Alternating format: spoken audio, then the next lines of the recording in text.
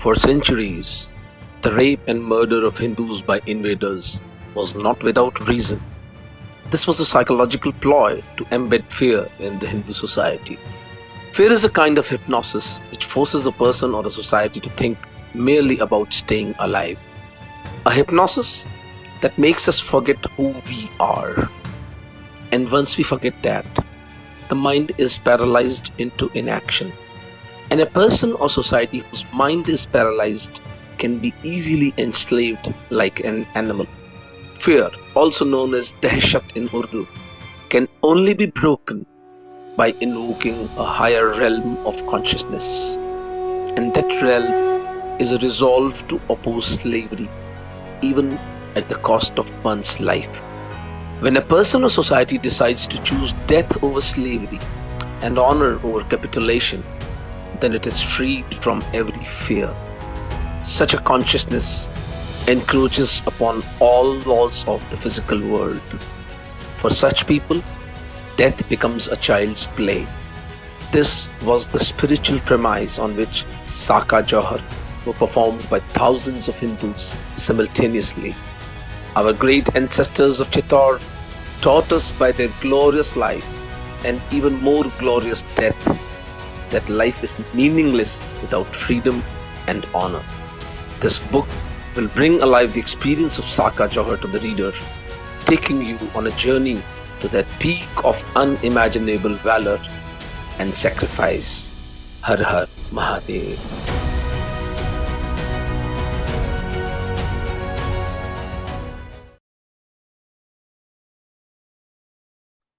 Namaste. Welcome to Australian Hindu Media. Today, we finally get to launch Dr. Omendra Ratnu's path-breaking book, Maharanas. Omendra ji, swagat hai aapko. Thank you. Dhanyavad. Maharanas tells us about the 1,000-year war waged by the Rajputs. Now, who are the Rajputs? Rajputs are the descendants of the traditional Kshatriya Vansh of Hindus. Rajput literally means son of a king. Raj as in king and Put as in Putra. Hundreds of years before the Sikh religion was formed, Rajputs adopted the name Singh. Singh is derived from the Sanskrit Simha, meaning lion. The name symbolizes the bravery of the Rajputs. For over 1,000 years, it was the Rajputs who were on the front lines of the battles to defend Bharat, as wave after wave of foreign invaders tried to capture Bharat. The mics have to be muted, except the speaker. Those that died in these battles number in the hundreds of thousands. There is little doubt in my mind that had it not been for the supreme sacrifice of the Rajputs, that what is today the Republic of India would have been the Islamic State of India. There are three main branches of Rajputs: Raghuvanshis, who are descended from Sri Ram; Chandravanshis, who are descended from Sri Krishna; and Agnivanshis, who trace their roots to Mount Abu in Rajasthan. The Agnivanshi clans are the Parmars, the Chauhans, the Solankis, and the Parihars. Tragically, most Indians know little or nothing about the Rajputs of India. Let me tell you briefly about 4 Rajputs that I've chosen at random from the last 2,000 years. About 2,000 years ago, Vikramaditya ruled over the Indian subcontinent. It is said that his empire extended to the Middle East, parts of China, and to Southeast Asia. Vikramaditya was a Parmar Rajput. Prithviraj Chauhan ruled over vast swathes of northern, central, and western India in the 12th century. In 1191, the Afghan Muhammad Ghori attacked Prithviraj in the first battle of Terrain.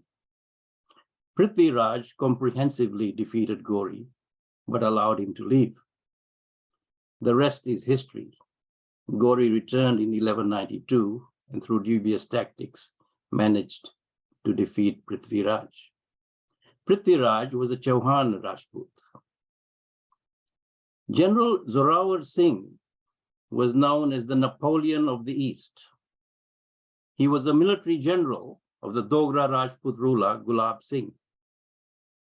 Between 1834 and 1841, he led Gulab Singh's army in battles through which Ladakh, Tibet, Baltistan, and Skadu were conquered. Zorawar Singh was a Chandel Rajput. Paramveer Chakra recipient Major Shaitan Singh was commanding a company of a battalion in the Battle of Rezengla in 1962 against China. The battle was fought at a height of about 16,000 feet. The Indian troops were isolated and vastly outnumbered. The Chinese attacked with overwhelming strength in successive waves. Against heavy odds, Indian troops beat back successive waves of enemy attack. During the battle, Shaitan Singh moved at great personal risk from one platoon post to another to boost the morale of his troops. While doing so, he was seriously wounded, but continued to encourage and lead his men who, following his example, fought on and inflicted heavy casualties on the enemy. For every Indian lost, the enemy lost 4 or 5. Ultimately, Shaitan Singh fell, disabled by wounds to his arms and abdomen. His men tried to evacuate him, but he ordered them to leave him to his fate in order to save their lives. Shaitan Singh came from the Bhatti clan of Rajputs. I have mentioned just 4 names. There are hundreds of other such stories about Rajputs that must be told to Indians and to the world at large. Although official figures are not available publicly, I would be surprised if the largest community that serves in the Indian Armed Forces is not from the Rajput community. From the front lines to the highest echelons, hundreds of thousands of Rajputs have served and serve in the Indian Armed Forces. The first Chief of Defense Staff, General Bipin Singh Rawat, was a Rajput. The second and current CDS, General Anil Chauhan, is a Rajput. Unfortunately, there's been a systematic campaign by historians to downplay, distort, and denigrate the enormous contribution of Rajputs to the defense and strengthening of India. Finally now, thanks to the tremendous work being done by Omendraji, we are seeing the first real attempt in modern times to rewrite the history of Rajputs from the lens of a Kshatriya. I now turn to some questions that my panel have, and I'll start with Sudha Shankarji. Sudhaji. Namaste, Omendraji. Sir, I would like to touch upon the most crucial and pivotal point in Maharana Pratapji's life, and it is also the most mischievously maligned battle also. In your book, you have made a great work like putting it by point wise, negating what they have established. Can you please elaborate in your words? Yeah, thanks for asking that. I think you're talking about the Battle of Haldi Ghati, right? Yes, Battle of Haldi. How is the outcome of a battle decided? It is decided by the objectives of the combatants. What did they fight for? What were they fighting for, right? What was Mr. Akbar fighting for? He was fighting for subjugation of Mewar. So kill or capture Pratap. Did he succeed? Pratap couldn't be captured. Mewar couldn't be subjugated. What was Pratap fighting for? Pratap was fighting to fight for his independence, to send a message to fellow Hindu kingdoms that this mad king of Mewar is not going to surrender to this crook who has come out to harm our religion and take away our honor from us. So either you guys join me in fighting this crook, or I'm going to do it alone. But I'm not going to yield. And that is a crucial message, because most of us in the life are fence sitters. Most of us human beings are status quoists. We have a normalcy bias. We want things to continue as they are. Monthly income आती रहे, EMI चुकता रहे, बच्चे school में पढ़ते रहे, हम tax भरते रहे. You know, this is the, so in 500 years ago it was like खेती होती रहे, गाय भैंस पालते रहे, दूध आता रहे, you know, शादियां हो जाएं बच्चों की. That was the view of an average man. It is the leadership which has the vision to take. So Pratap angled himself as the Hindu leader when there was none in sight. In a way, he was carrying the legacy of his grandfather, Maharana Sangram Singh, Maharana Sangha, who had led the Hindu rebellion, Hindu resistance. I mean, not resistance because we were never captured. So he had led the onslaught against Islam in 1527 in the Battle of Khanwa against Mr. Babar, the grandfather of Mr. Akbar. But how is it maligned? Like, how is it? Because they could not capture Mewar. From your book, we know that they could not capture. He was still collecting the taxes. Yeah. You have given the evidence. Yes. So, yeah, you have given that they are collecting the tax. And why would somebody pay to Maharana Pratap? Exactly. No, there are 7-8 reasons which I have already given. I don't Yeah. want to repeat them.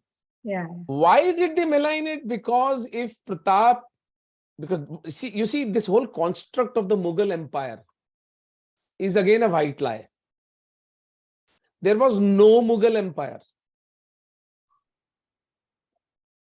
Because when there is an empire, there is a stability, right? There is economic progress. There is trade and commerce.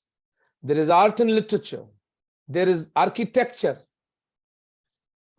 Entire 1000 of Islamic invasion on this country gives us 3 Islamic structures: Taj Mahal, Qutub Minar, Lal Killa.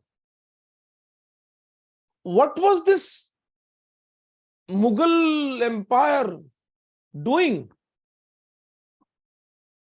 if not quelling rebellions all around the country? So Hindus never yielded. They never lead these thugs rest. So the leftists and the jihadis came together at the time of transfer of power in 1947. I don't call it independence because I don't think India is independent even today. We are still fighting. Pratap's fight is very much on. And his Atma is not going to rest till we get a Hindu Rashtra. As simple as that. So in 47, the transfer of power happened from Gora Sahibs to Bhura Sahibs. And the Bhura Sahibs sat down and said, how do we make slaves of these wretched Hindus? How do we enslave them? So they said, we got to disconnect them from their history. We got to somehow make them ashamed of their past. And they did a good job of it. They did a very good job. What is surprising is that no Hindu leader, no Hindu historian, no Hindu thinker, no Hindu opinion maker ever questioned these thugs on the very basic premises. Sometimes I'm being questioned that I'm a doctor, I'm not a historian. How can I write a book on history? So I'm forgetting the name of this Richard or somebody, that there's this British author who said history is too serious a subject to be left to historians. So I've exercised my right of a Hindu. By the way, I'm not a Rajput. So please let not anybody think that I'm looking from a casteist point of view, although I'm a strong supporter of the caste system. Because in my work with Pakistani Hindus, the only salvaging institution that has worked in our favor is caste. And that's a different connotation. For example, when a Meghwal comes, we send him to Meghwal community. When a Bhil comes, we send him to Bhil community. When a Maheshwari comes, we send him to Maheshwari community. When a Pushkarna Brahmin comes, we send him to Brahmin community. So the community takes care of these people. Otherwise, we had never had the wherewithal to take care of thousands of people coming in. So in a way, I'm a supporter of the caste system. What I'm against is that caste discrimination is evil. No caste is above anybody, and that is exemplified in the Mewar insignia. On one side, there are Bhils, on the other side, there are Rajputs. Equal dignity to both communities. One at the peak of power, one lowest of the lowest. Mountain dwellers did not even have proper clothes to wear. They are given the same stature as sons of Mewar. It always makes me emotional. It makes me sentimental that what was the vision of our forefathers, that they kept these forsaken Hindus into their own fold and gave them the stature of equal sons of the great Sanatan Hindu dharma. So the purpose of these crooks masquerading as historians was to malign Hindu history. That is why, to sum this up, to end this answer,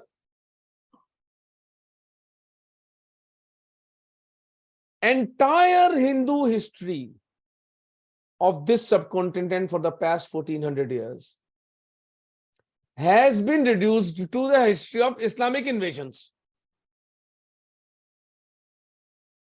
Has anybody investigated who built the Konark Sun temple, which had the sun, the murti of Surya Devata hanging in the air?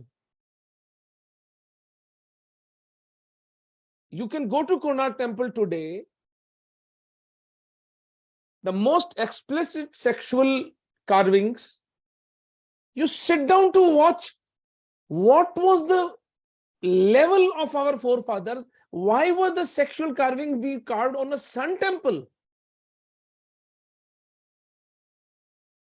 Look at the advanced nature of human society which we produced. There is an iron pillar there which in scorching 45-degree heat is cold like ice. I touched it myself. It's still there. So instead of looking at these architectural marvels, looking at the wisdom of the Upanishads and betterment of the human society, third-rate, Bollywoodized, sensational Islamic attacks on India became the history of this subcontinent. How pathetic! How pathetic can the whole approach be? Because there are consequences of this. When the entire history, you miss out on the architecture, the art and literature, the social structure at that time, then you are only talking about fights, rapes, murders. Then the entire discourse is belittled. So they succeeded in that. And we failed to counter it. Only with the advent of internet now, we are pushing back. I'm sorry I meandered around in the answer to your question, but I didn't want to repeat. You have made a great point that we are diverted by these people over the fights and not looking actual what has been developed by those people, social and economical and everything. Imagine the Ajanta Ellora paintings. Look at Thank you so much. Unimaginable. Ranakpur paintings. Unbelievable, Baba. Yeah, thank you so much. Yes, thank you for that answer, Omendraji. I have the next question, and I want to quote on a topic from page 165 to 166 of your book. You say at page 166, Some writers have mischievously equated Johar with sati. You say at page 165, Saka is the name given to the practice by Hindu warriors to open the Saka. gates, gates of the citadels and forts after tying saffron bands to their foreheads and die fighting the enemy till the last man had fallen. At page 166, you say Johar was the practice of Hindu women and young children immolating themselves willingly so that the enemies could not defile their dead bodies. Ashes and bones were all that the enemy could lay hands on. Please expand on that.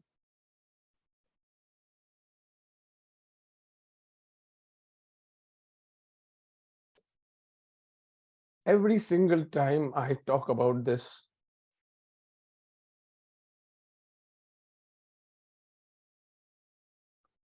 I just melt,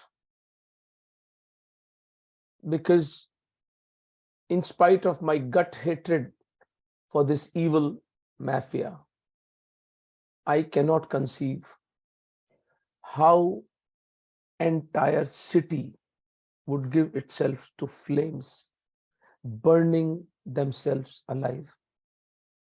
10,000, 20,000 women. I mean, looking at it from human nature, there would not be 10, 20, 100 women who would say, we are too afraid to die like this. We don't want to die. We'd rather be subjugated. Is it possible to burn somebody against his will? What kind of spell would make our glorious foremothers commit this act of Johar? What unimaginable sense of honor. What foresight. Islam went to so many places, except in Bharatvarsha. Nowhere Saka Johar were performed. Since you have managed to encircle us, it was not a time of internet where a king could seek help on telephones. One message, one horse messenger would take 15 days to reach to another kingdom. So, what did the Hindus do? What did the queens who led the Johar? Beautiful people. They're people like us. They had all the bonds of love and family, exactly like us, if not better than us. Everything was thrown to flames. The entire family decided to kill itself, sacrifice itself, but refused to surrender to Islamic marauders. And the rising embers from the flames of Chittor and Jalore and Ranthambore, for hundreds of miles, it could be seen around the fort. The Hindus in the villages witnessed what was happening to their kings and queens and their children. Those shrieks could be heard for miles. The smell of the burning flesh and chandan and ghee.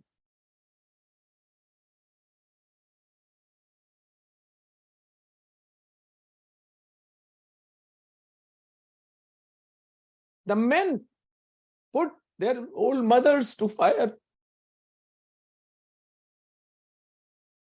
Their little daughters. Their wives. Their little sisters. They were supposed to protect. युद्ध नहीं जिनके जीवन में वे भी बड़े अभागे होंगे, या तो प्रण को तोड़ा होगा या फिर रण से भागे होंगे. A male takes a pledge to protect his women. These glorious people, when surrounded by such a vile and hideous enemy, chose to finish themselves than to break that promise of protecting their daughters, their sisters, their mothers, their wives. And when the Hindu citizenry, peasantry, everybody around the fort saw this happening, the resolve of Mewar, everybody resolved that we will not surrender to this evil mafia. Our queens, our kings, our protectors died to save our dharma. There is no way we are surrendering. That was the message of Saka and Jauhar.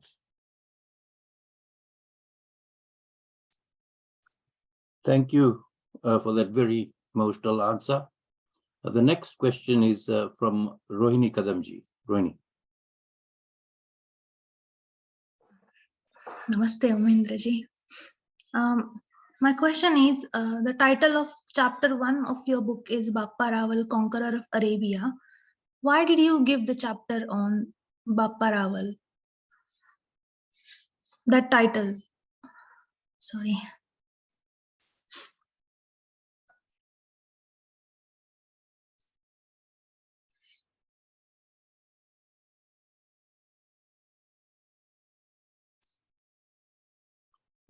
You're on mute, Omendra ji. Because a lot of idiotic Hindus claim that हम तो कहीं बाहर गए नहीं, हमने कभी किसी पे हमला नहीं किया, which is again a white lie. How did Hinduism spread to Far East if we did not reach everywhere? Hinduism had a missionary zeal, and there's nothing to be apologetic about. The sublime ideas of Sanatan Dharma need to be spread to this globe if we were to survive. Otherwise, dark ideology. Nature doesn't exist in vacuum. If Sanatan Dharma will not go, evil ideologies will come, which we are witnessing right now. So, the militarily, the expansion of Hindu kingdom happened at the time of Bappa Rawal. And there was another reason which James Todd very beautifully narrates, that it was when bin Qasim, the first attack on Bharat Varsha happened in 712, the organized attack of Arabs on Raja Dahir of Sindh. And when Dahir's son went to Bappa Rawal for help, and he told the story that my sisters were taken as sex slaves. Now, this was something unheard in the Hindu ethos. ऐसा तो नहीं है ना कि इस्लाम के आने से पहले हिंदू राजा आपस में नहीं लड़ते थे. We used to fight. But there were rules of combat. Never were the women of the defeated king touched. Either that king would be killed, or he would be banished from his kingdom along with his women, or he would become a vassal of the king who won the battle. These were the three outcomes of Hindu fighting. Never in the recorded history of human Hindu history, ever as a king violated the women of the defeated king. This was unheard of. And if you look at our Puranic history, for except one or two cases where Indra has some, because Indra is kind of, he's a weird kind of a devta. So he has this eye for some Rishi Patni. We never had the idea of rape in our Puranic itihas. It didn't cross our minds. Woman's honor was so sacrosanct that this idea did not cross our forefathers when they were writing our Puranic history. It was the Arab Islam that brought sex slavery, and Bappa took it personally. He said, this is a band of Malechas that needs to be vanquished, as we call in Hindi, Bijnash. Iska Bijnash hona chahiye. So he chased the this Arab invader Junaid al-Mari. After killing him, defeating him, Bappa chased this whole mafia, random garrisons they had set up around Sindh up till Iran. He went up to Baghdad. So geographically, maybe not the conqueror of Arabia, but he was a conqueror of the Middle East, which is a falsehood that is spread by stupid Hindus themselves. हमने कभी किसी पे हमला नहीं किया. पढ़ लो यार इतिहास थोड़ा सा पता लग जाएगा. And the consequence was that from 7th, 8th century, the first defeat happens, as Amarendra ji very rightly said, 1192 for Prithviraj Chauhan. Can you understand the impact of Bappa's invasion of Iran and Baghdad? For 500 years, these Arabs could not attack us. They attacked us, but they were defeated. The defeat of Arab Islam is the single biggest happening in the history of mankind. And that defeat happened at the hand of Hindus. Nobody wants to talk about it. It was the British historian Ian Houston who writes in his book when he's chronicling the Raj Parivar of Mewar, that but for Hindus defeating Islam, entire globe would have been Islamized. So the degree of treachery of the leftists and jihadis is humongous. They have erased the 500 years of successful defeat of Arabic Islam. What came to Bharat was Afghan Islam. Gauris and Ghazni, these are all Afghans. And finally, Mughals, who were Turks. Arabs never came to us because they were conclusively defeated. But with a poor sense of history, a poor sense of timeline of how things happened. झूठ चलते हैं यहाँ पर, सब तरह के झूठ चलते हैं. So Bappa was the one who laid the foundation of the Sisodia Parivar. He was the ancestor of Pratap. He created a line of kings who kept fighting these thugs, defeated them. He laid the principles, he laid the rules of combat such, and left a very prosperous empire to his children to keep fighting this Islamic invasion. Thank you, Omendra ji. The next question is from Jigna Vanza ji.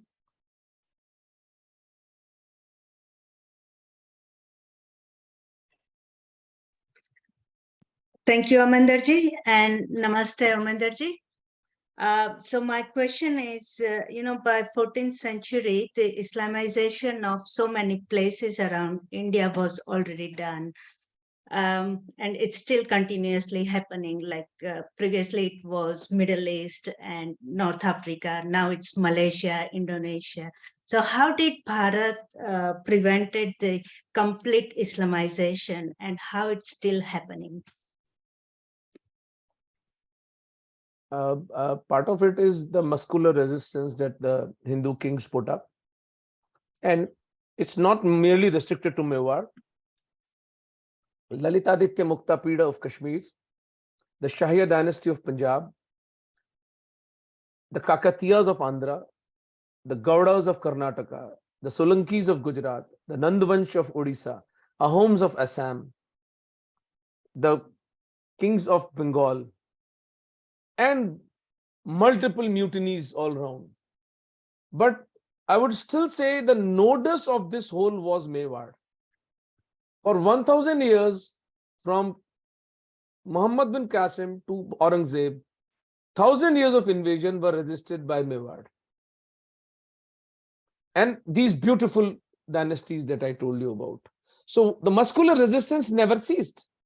Secondly, how did so many villages come to exist in Bharatvarsha? In the weirdest of places, you will find a village. It was our forefathers who migrated out of cities to save their dharma. Okay. There is no reason. You tell me if there is any sensible reason that in Tihri Garhwal, somebody is weathering the storm of minus, 10 degrees centigrade out there, and weathering the snow in winter. Then it's a nightmare to even reach to that place. Forget farming and forget survival, forget animal breeding and all that. Why? Because that was the place they were safe from Islamic murderers. In Rajasthan, in desert, in hard scorching heat of deserts, we find villages because Hindus refused to convert. In the last 70 years, the most damage has happened. What they could not achieve by their swords, they have tried to achieve by their pens. And I've quoted this in my book. The first education minister of this country was an illiterate man. Right. A civilization which is a heir of Takshashila and Nalanda universities, when Europe was not even in the Dark Ages. The Dark Ages had, even pre-Dark Ages, there were universities in Bharatvarsha. And post-independence, Gandhi and Nehru, most evil people, put Maulana Azad, who was a madrasa educated, illiterate person, as the education minister of this country. And then followed it up with Nurul Hasan, MC Chagla, Fakhruddin Ali Ahmed. So little wonder that the Hindu part of history was completely erased. We were made to feel this inferiority complex about our past. And it's a dissonance, because it's kind of a schizophrenia. Our innate sense tells us that, look, we were fighting Islam. The books tell us something else. So it creates a kind of a dichotomy in our personality. And they have succeeded to a large extent. They have succeeded in maligning our history, falsifying our history. And it's very strange that all of it was done because most of the historians refer to the Islamic text for history. Nobody, in my book, I have openly said, I have referred to Islamic text, but my premise of this book is mainly the Hindu text. I have quoted what Hindu writers have written. Of course, James Todd was not a Hindu, he was a Christian, he was a Britisher, but the kind of language, the kind of research that man has done, it's mind-boggling. So we remain Hindus today because our forefathers never yielded. There was no poison of left or secularism to infect our minds. We saw rapists as rapists. We saw murderers as murderers and dealt with them accordingly. Gunde ki jamaat aati hai. If you're surrounded by wolves, you raise your good breeds of dogs, Rottweilers and German Shepherds and your Dobermans to kill them. That's what our Rajputs were. They were the warriors. The Samaj funded them. The Samaj respected them. The Samaj gave them all the honor and dignity that they deserved. And this Rajput Samaj, the Kshatriya Samaj, and all the other Samaj for that matter, the horse army, in charge of Pratap was a Brahmin, Puna Joshi. So Bhamasha was an Oswal Jain, he was a Baniya. A critical mass of Pratap's army was Bhil, scheduled tribes. So all 36 communities, as we say in Rajasthan, 36 Qaum milke ladi. Isliye we were not Islamized, because our forefathers had the clarity that you do not deal with somebody who comes to the table with the option of violence. You don't negotiate with somebody who comes to the table with the option of raping or murdering you in the name of his divine doctrine. Dhanyawad. The last question is from Shruti Gaurji. Shruti. Namaste, Omendra ji. It's an incredible book. And this made me ask you that why did you decide to write this book, and what more Hindus can do to have a true history retold? Thank you. Yeah, I wrote the book because I am a Charan by community, and it has been my ancestral thing that to understand what Rajputs did, to chronicleize, our forefathers were the record keepers of Rajputs, and we were friends of Rajputs throughout. So much so that I've mentioned this in the book, that the very painful feat of Johar was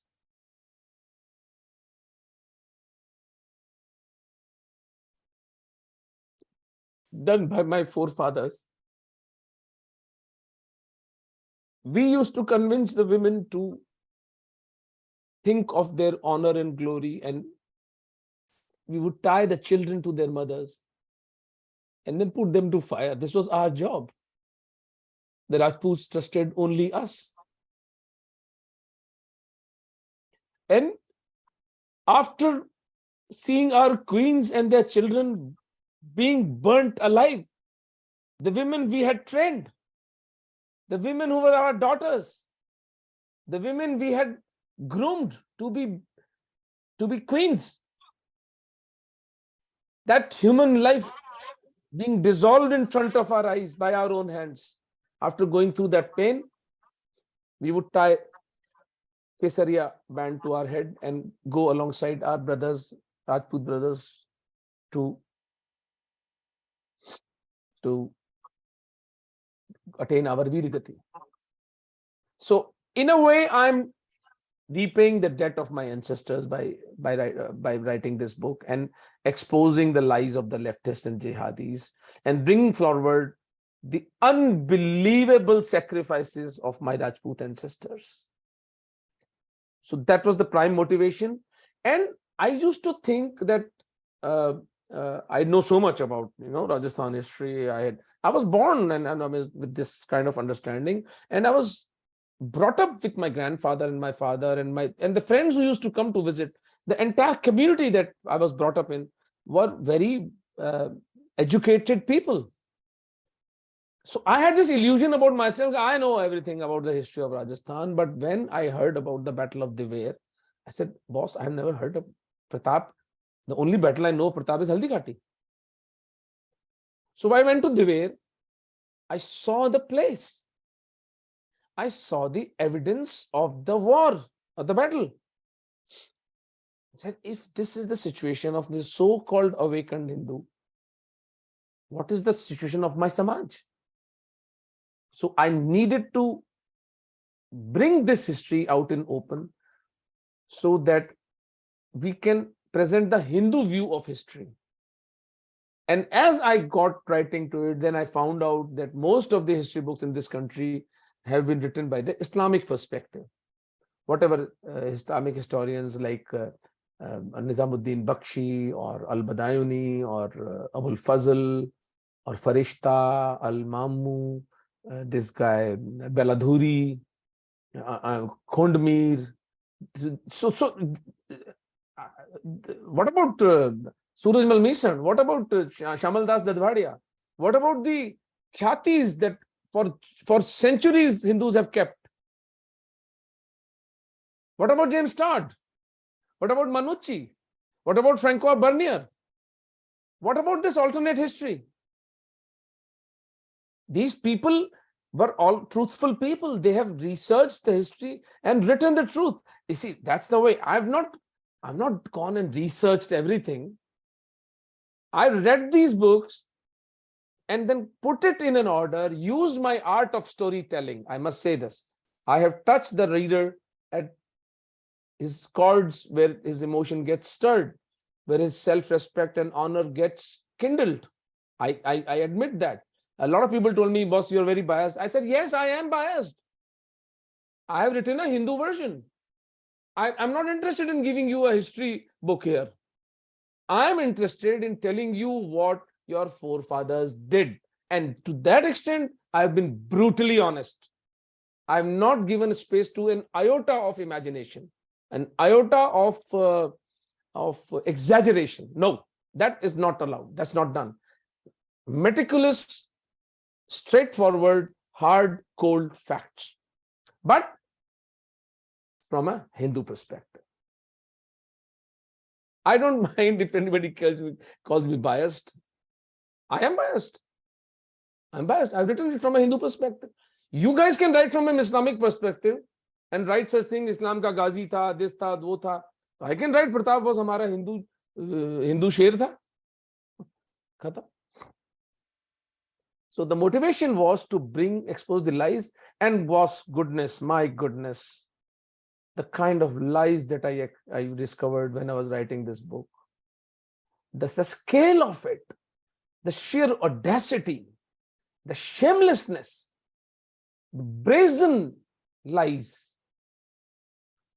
For example, nobody went to Khanwa to see that there are Hindu Chhatris, and not a single record on the internet, be it James Todd, be it Shyamal Das, everybody is saying Sangha lost, Sangha lost, Sangha lost. So I was also convinced Sangha lost. But I went there, I saw the Chhatris. Then I have said, no, Khanwa was either a victory for Sangha or a stalemate. And I've given 8 reasons for that. And I'm waiting for the left or the jihadis to challenge me. I know they will never challenge me because they have nothing, no face to challenge. And secondly, it is the old trick of the leftists. They never confront a book. They kill it by ignoring it. Otherwise, how could this beautiful book by, this is something all of you should read. I'm reading this book threadbare now. I have quoted this book in my book, but this book by Mr. M.A. Khan, Islamic Jihad, A Legacy of Forced Conversion, Imperialism and Slavery. Amazing research this man has done. Mr. Khan, and an ex-Muslim. This book was killed. This book never reached us. So they will try to kill Maharanas also. But I'm very happy to note that in spite of this being my first book, or second book in a way, the first one was about Pakistani Hindus. This book has been received very well. We have sold 30,000 copies. And all of you people are taking time on your Sunday and listening to my rants. Thank you so much.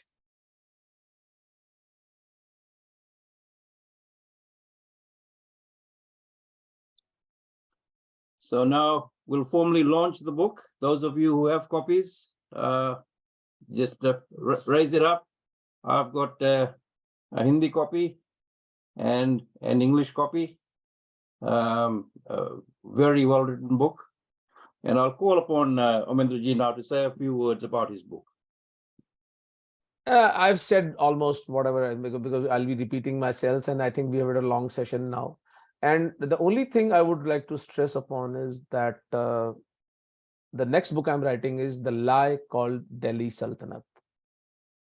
There was no Delhi Sultanate. We can actually give